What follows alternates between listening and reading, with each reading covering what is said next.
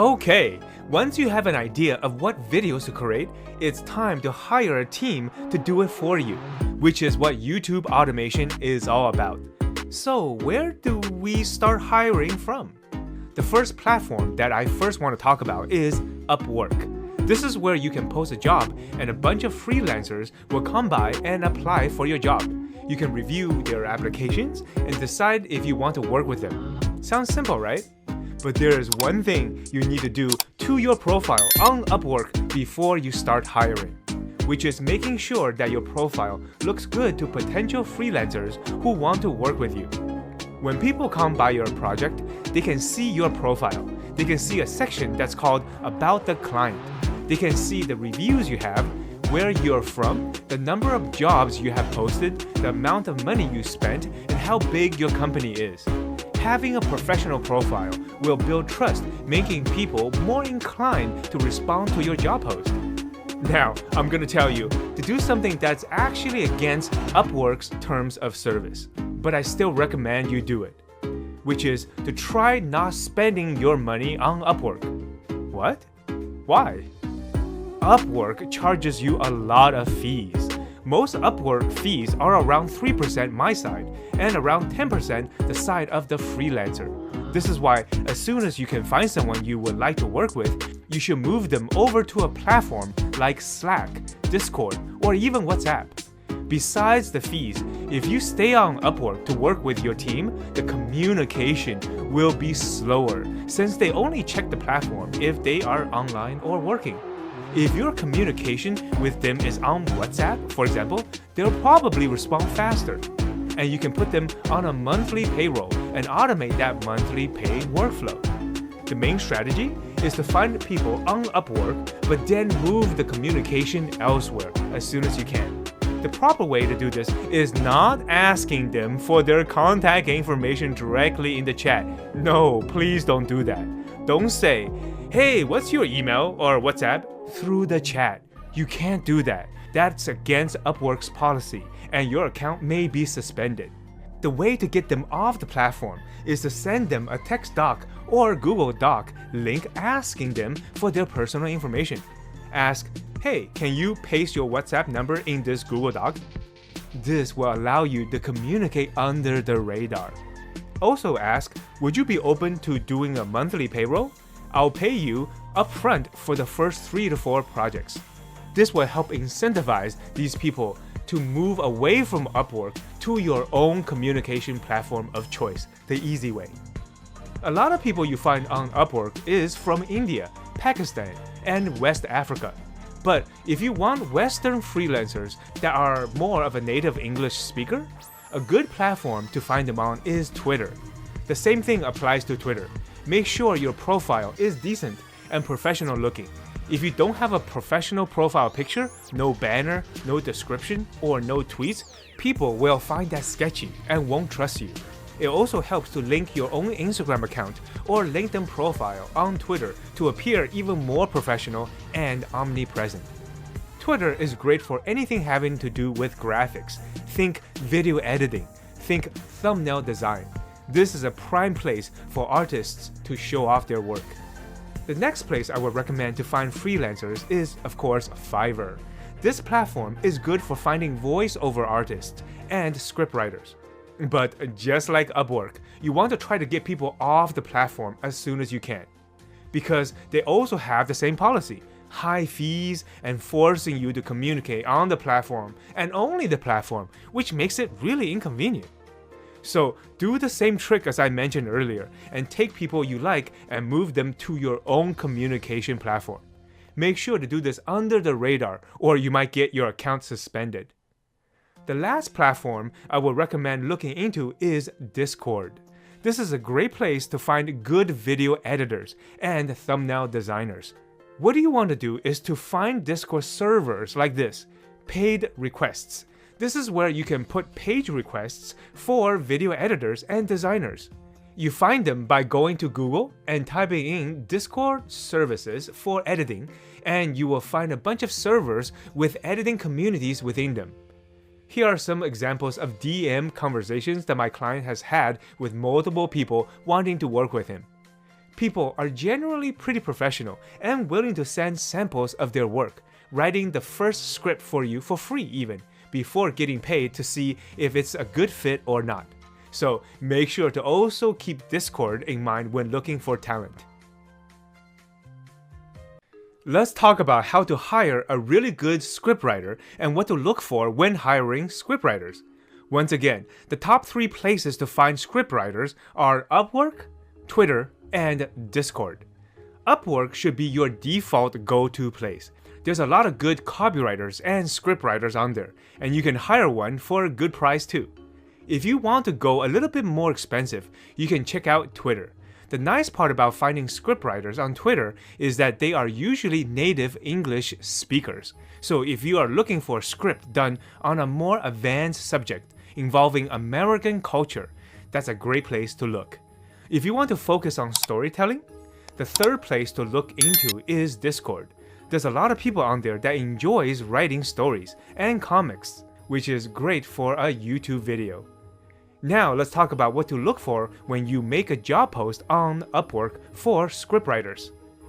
We are gonna go over some of the proposals my client have been reviewing, and I'll show you what you should do with these proposals. As a bonus, I'll also share what my client's job posts look like, so you can just copy and paste his wording and use it as a template for your own post. Sounds good? Great. Here are 3 different job posts.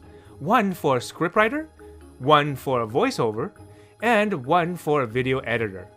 The most important thing to do when you publish a job post is to make it as simple and as straightforward as you can. The biggest mistake that most people make is publishing these huge job posts that no one is going to read. You have to understand, people on Upwork are going through hundreds of job posts a day. If you start writing whole paragraphs about who you're looking for, you're never going to find the right people, because people are just, would you agree, just too lazy to read something if it's long and boring. So make sure your job post is clean and concise. Here's an example. My client made a job post for his crime YouTube channel. It says he is looking for a scriptwriter who can write scripts for his YouTube channel, and that the channel is linked under it. The title of the job post would be Scriptwriter Needed for YouTube Crime Channel. Don't worry if you don't have an established channel yet. You can also link an example channel. Mention that the script needs to be the same style as the channel above, and ask the scriptwriter to research and look for those types of videos. We are doing this so we can see if these people can follow directions in their proposal. If they take the time to look at our channel and the type of videos you post, they are more invested in the job post. Then put in the requirements and the amount of work you need in easy to read bullet points, like this. The scripts are going to be about 8 to 12 minutes long, so around 1800 words. We need 3 scripts a week. This is why the ideal candidate can work with fast turnaround times, and you want a really responsive screenwriter as well. Why? If your scriptwriter is not responsive or doesn't have fast turnaround times, your whole channel will freeze, just waiting for them to get back to you. So it's really important that they are fast. The quality may not be as high in the beginning, but what's important is they are fast. That's the standard to aim for, because normally you cannot change a person's behavior, am I right? If a person is naturally slow, you are not going to be able to change them, because doing so will mean they change their whole lifestyle to fit your jobs in their life. And they're not going to do that. That's why you want to start with the right relationship. If given the choice of a scriptwriter who has fast response rate but a little bit lesser in quality versus someone who produces better quality but really slow response rate and inconsistent work, guess which one you will pick? That's right, the faster person. You can have the best quality videos ever, but if you're only posting 1 video a month, you're not going to make it as a profitable channel. Another thing to look out for is good understanding of storytelling and YouTube retention. They should also be able to find good source material like articles, links, and clips for the video. This will make the video editor job a lot easier. Here's a hack that my client uses all the time that you can use as well. Say this in your post. You can significantly increase your chances of getting hired if you write an example hook. For example, send in an example video clip, the source material for a video titled 5 Kids Reacting to Life Sentences. Do you know why we're doing this? We want to see if they're able to find good source materials for the video, and do they understand what a good YouTube hook looks like. If they write good hooks, that's a really good signal. You know what? You can filter out bad scriptwriters really quickly by looking at how they start their videos. If they start their videos with, "Hi guys, welcome back to the channel. If you haven't liked or subscribed yet, make sure to smash that like button and the subscribe button." Oh my god. If they start their video like that, if you see that in the script, fire them. Kick them off your team. They don't know what the hell they are doing. Good scriptwriters know how to hook the audience into watching the video. By looking at the hook, you can judge how good they are at retention and storytelling. Pretty cool, right?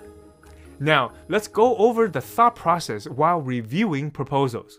So let's load up the proposals. And here's what I would recommend. Do not, and I repeat, do not read the cover letter.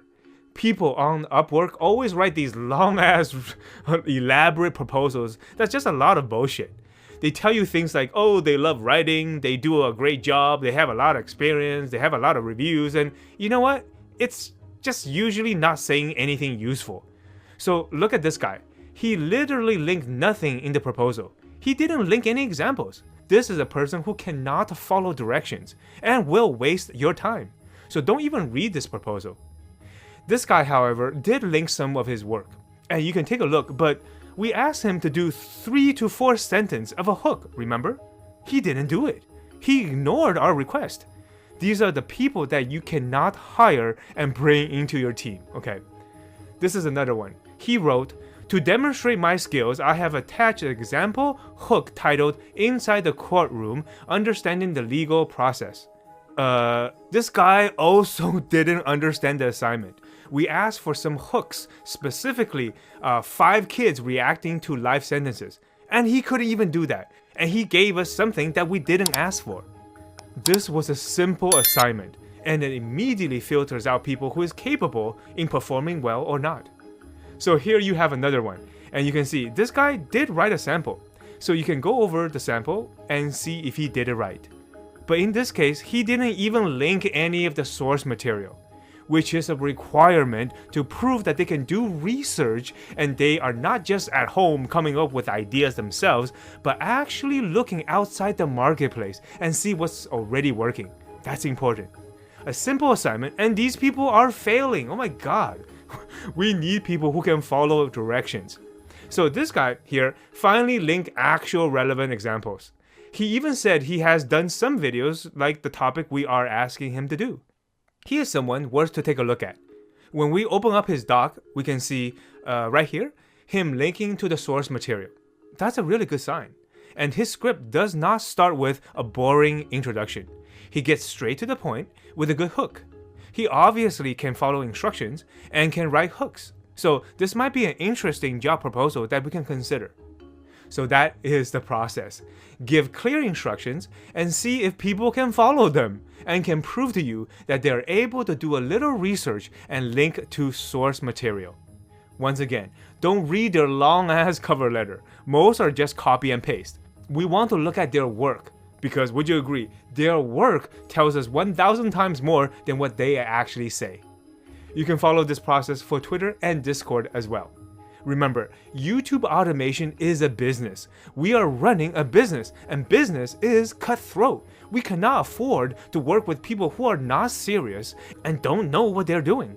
If people are sending you proposals, look at their previous work, look at their samples, and look at how fast they respond. In fact, send people that you like a message and see how fast they respond. If they take a really long time to get back to you, that is a huge red flag. Congratulations! You now know what to look for when hiring scriptwriters from Upwork. Today, we are going to talk about how to hire a great voice actor for your YouTube automation channel. As always, the 3 places to find voice actors are Upwork, Fiverr, and Discord. Discord is good if you want to do something like roleplay or an audiobook with multiple characters. But for general voice acting gigs, Upwork and Fiverr should be good enough.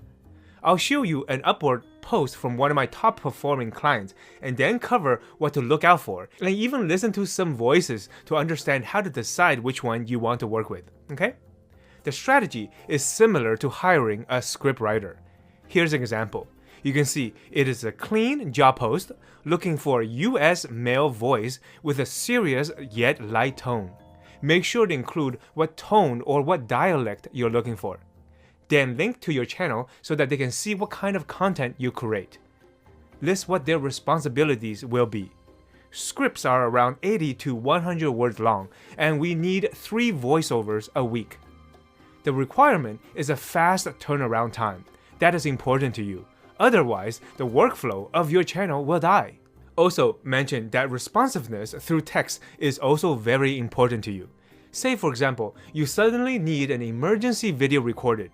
You should be able to contact the voiceover actor really quickly for any changes or revisions. Now let's have some fun and look at a few proposals. Since my client has a true crime channel, he is looking for a mysterious yet light-toned US male voiceover. First, we have a person named Jim. He says that he is a talented storyteller. Remember, people tend to fluff up their answers, so do we care if Jim thinks he is a talented storyteller? No. What we care is if he has a demo reel to prove it or not. Sometimes, artists do add nice details to the proposal, like willing to edit the voiceover so it sounds clean or will edit out any mistakes during a take. This will be helpful in your workflow because sometimes your video editors will get upset at you when you give them a voiceover where there's a lot of mistakes and they have to waste time editing them out. It's great if you can get a voiceover that cuts out their own mistakes, which in my opinion should be a given, right? Let's download Jim's demo and listen to it for a bit. Jim Honemeyer. I saw it coming, but there was no dodging an asteroid that size. Then there was nothing. Only darkness. So, what do you think? For me, voiceover sounds, would you agree, it's a little too corporate. Remember, we are looking for someone who will sound natural on a YouTube channel. We want someone with personality. Sometimes you may come across people where their voice is really static, really stiff, and we can't have that. Try to find someone who sounds like they're actually a living, breathing human being with emotions, feelings, and telling you a story, instead of something that sounds like a lifeless, commercial corporate video. Also, think about your audience. Normally, we will look for a bit younger sounding voice because they tend to connect better with the audience. Think about which voice will best resonate with the audience of your channel. The younger voiceover can sound fresher, or their pacing may be nicer. The older voices are better for more niche topics. Let's listen to another demo. Mean everything in Middle Tennessee to your work, your play, and your family. That's why driving the right one from the right dealer is important to buy and how much you should pay. A new or pre-owned vehicle. It's the biggest sales, $449 a month. With TD Ameritrade's. Do you like it? I do. Why? Because the intensity in the voice. It also sounds fresh and crisp, which is what my client is looking for. However, we have a problem. The problem here is that the proposal bid is way higher than we originally asked for in the post. Here's what I recommend. The going rate for a voice-over actor is around $15 to $20 maximum per voice. You should be able to find some good voices for that price point. You can see there's quite a lot of others who is willing to do the job for $20 per voice. By the way, in the beginning, to save on money, you can do your own voiceovers. And later as you grow, you can contract it out. I think I'm the only course creator who still voice over their own content. But hey, it's fun for me. Plus, I like the sound of my own voice. Anyways, I will go over all these voiceover actors one by one and ask yourself this question. Will my audience connect with this voice talking about this topic? Remember, it's not whether you like the voice or not. but rather do your audience like the voice, can connect with it, can resonate with it. I tend to like the female voice for obvious reasons. I'm a guy who likes girls. But my client is looking for a voice for his true crime channel, a subject that is very serious. And that's why he went with a more mature male voice, since that will resonate more with the intended audience. Another thing to keep in mind is how this voiceover actor interact with the team. That is important. For example, say there are mistakes in the script. Do the voiceover actor adjust for those mistakes or provide feedback to the scriptwriter? Because we are building a team, a family. It's nice to have that feedback loop with your team where the voiceover artist goes back and give feedback to the screenwriter and vice versa, and they do it constructively and not blaming each other or being negative. Or if the video editor has some questions or not happy with the voiceover, are they comfortable asking the actor to re-record this part of the video? And is the voiceover actor easily able to come back and give them that revision?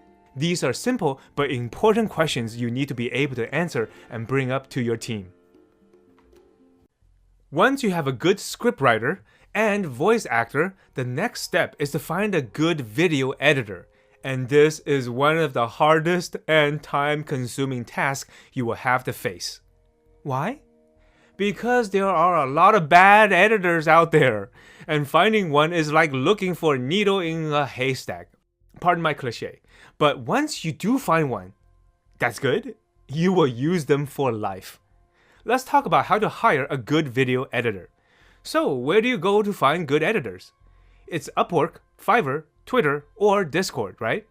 Well, I have to tell you that in this case, I do not recommend getting editors from Fiverr. People I have worked with on Fiverr are usually really busy with other clients, and they are really irresponsive. I have not had good experiences with hiring editors from Fiverr, and when you do find one, the quality tend to be bad because they have so many other jobs on their plate in their queue that their quality literally deteriorate as you work with them. So I recommend staying away from Fiverr. My favorite place to get good editors would be Upwork for more general work. It's definitely a good place for if you need lesser quality and you want to keep a low budget. Upwork is a great place, but if you want to scale up your quality and go with a better, more expensive option, Discord is also a good place. This Discord server would be good. And there's a bunch of others where you can also DM them asking to see their portfolio. And if you want, like really high quality editors, the best place is on Twitter. For example, you can type in VFX or type in editor to find them.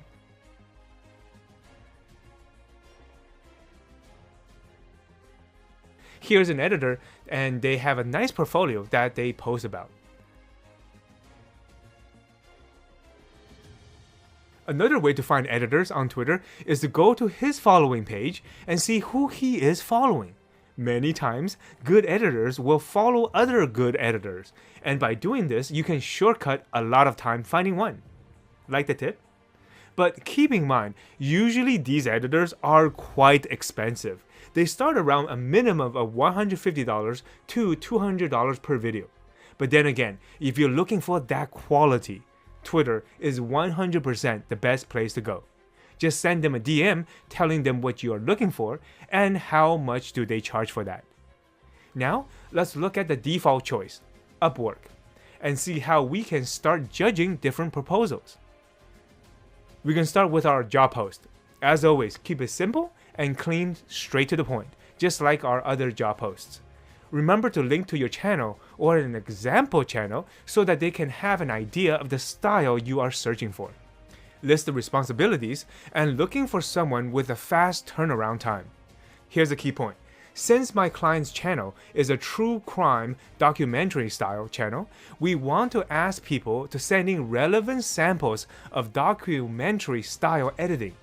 Sometimes editors will not do a custom sample in a proposal. That's why you can just ask them to send relevant samples that they have done before. Let's take a look over a few editors. Look at their edits and I'll tell you what I think. Let's start with this one. He has earned over $60,000 on the platform and appears to have a team of editors. This is something you need to absolutely watch out for, which is a large editing team. If someone is outsourcing your editing work, that is dangerous. Because if there's a person in between your editor and their work, you'll get weird responses and slow responses. It just doesn't work well. You should view your editor as a valuable asset in your team, and you want to ideally own your own editor. If you hire them from an external company with a bunch of editors under them, it's not sustainable. Because you want to work with the same editor over and over, because you're going to train them and be able to give them feedback as they grow with your company. So do not get an editor from an editing company. Let's take a look at other proposals. We can see this person have a lot of stuff that he is linking. We are not going to get distracted, okay? We are looking for true crime documentary style editing. When looking at their work, we are asking, does he understand retention? Does he understand pacing? Does he understand music and sound effects? And how much effort does he put into certain animations? We only need to watch a few seconds to judge these people.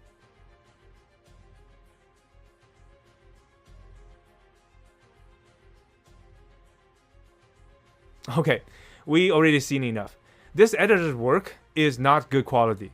The image is static, the text is bad, and it is really badly animated. All you need to do is look at one of their videos, and if that one is poor, there's no need to continue. You want to immediately click away, because when you see one sample, you've seen them all, right? Let's take a look at another one. If it is a zip file, don't download it. It may contain a virus. You got to be careful. Do not accept or click on those zip files, especially when you ask for a link.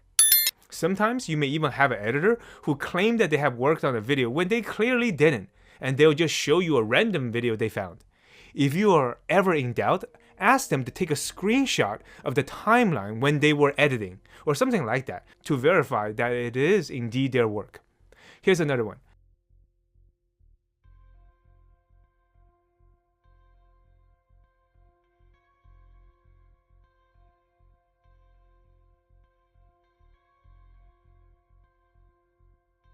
So, what do you think? This is boring editing. There's no nice music, and there's nothing to retain the attention of the viewer. There's not a lot of animations, just a lot of general templates. For some people, this is a fine editor, and you can use these, but if you want quality and more effort, we do have to continue looking. Pretend you are the viewer, and ask yourself, do you want to continue watching? Is this video hooking you in? Do you want to find out what happens next?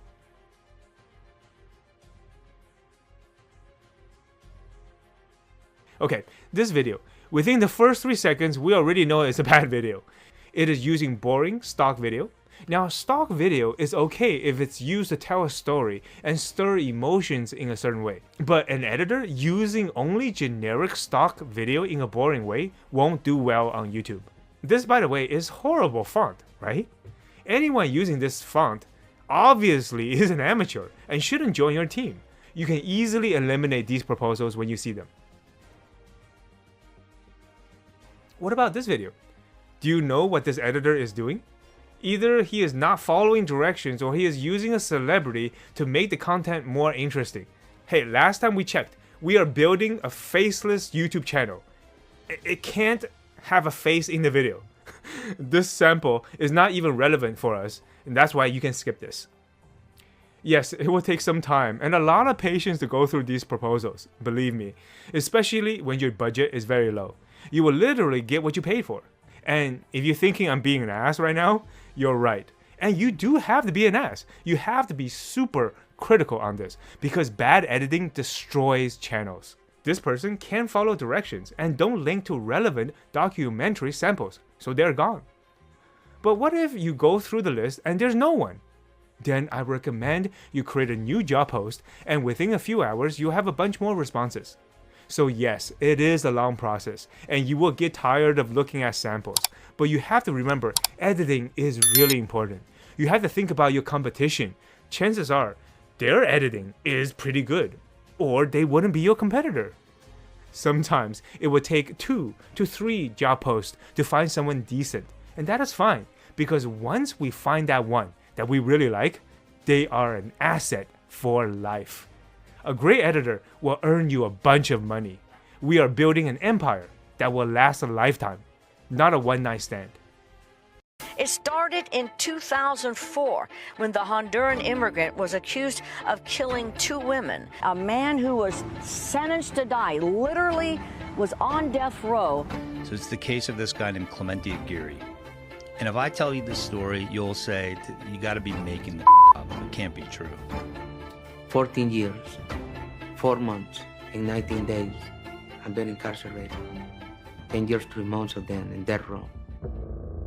On June 25, 2004, in Altamonte, Florida, 24-year-old Clemente was indicted on charges of first-degree murder and burglary, a crime that he did not commit. From the start, Aguirre Harkin said he found the women dead, that he tried to help, and that's how their blood got on his clothes and his footprints. It was a gruesome crime that found his neighbors, 68-year-old Carol Barris and 47-year-old Cheryl Williams, stabbed to death.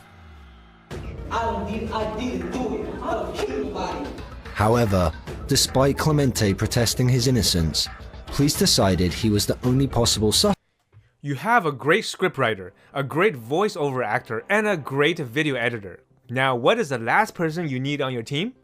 The one person who single-handedly makes people click on your video to get them watching. That's right, the last person on your team is the thumbnail designer. In today's episode, we are going to cover what to look for when hiring a thumbnail designer. The first question is, where do you hire a good thumbnail designer? There is only one place that you should be looking, because on this platform is where all the best designers are gathering, and that is Twitter. Yes, you can go onto Upwork or Fiverr or Discord, but they are not always high quality. The best thumbnail designers specifically for YouTube are always on Twitter. So make sure to get a Twitter account and polish your profile first before contacting them. People need to respect and take you seriously, and they will always look at your profile to make sure you yourself are legit first. You can go on Twitter and type in thumbnail designer or just designer. Go to people and click around to find someone. Some designers are so experienced that they not only have a portfolio you can browse, they also have statistics and the result that they were able to get from previous work, like number of views and CTR, click-through rate. For example, these designs look quite solid. He definitely has the technical skills and the creative skills, like the way he uses textures. It's also clear that he knows his way around Photoshop. Technical skill is a must, because if they don't know how to manipulate a photo using advanced techniques, you're gonna be very restricted creatively. Say you want to replace someone's face, or you want a weird scenario in a thumbnail. If the designer doesn't have a lot of technical skill, they won't be able to make your vision come true. It just won't look cool or real. Here's another example. This person definitely have the technical skills. You can also look for designers in different niches. Like this designer seems to be very knowledgeable about 3D thumbnails. These are all green flags if that's the type of video you want to create. Here's a good tip. Don't go after the designers who is already designing thumbnails for big YouTubers. They are going to be very expensive. Instead, you want to contact designers who have not been picked up by a famous channel yet, but rather still trying to get more work. These tend to have more reasonable prices. I would recommend paying around $10 to $20 for one thumbnail. If the designer is good, I would even suggest you pay him a little extra. Definitely the $20, because they can give you more ideas and innovate upon your vision. Like, if you have an idea for a video, they can come up with what the thumbnail should look like instead of you telling them exactly what to do or what to draw. That's hecka valuable, right? So definitely treat your designers well. So the first thing to look for is technical skill, but that's not enough. We also want to ask, do they understand the psychology behind why someone clicks? Do they understand what colors look good? Do they understand how thumbnail concepts work? Do they understand how to frame a thumbnail and use spacing correctly? That's important. In fact, really important. Because some people are really good at designing nice graphics, but have no idea, no insights, no intuition when it comes to psychology of the click. They're essentially not creative. They may have the technical skills, but if they are not creative, they are not a good YouTube thumbnail designer. Keep in mind that good thumbnail designers always have both technical and creative skills. Someone who is good at coming up with thumbnail concepts and who is also good at Photoshop is what we are looking for. Here's another example. He has the technical skills to make the image work.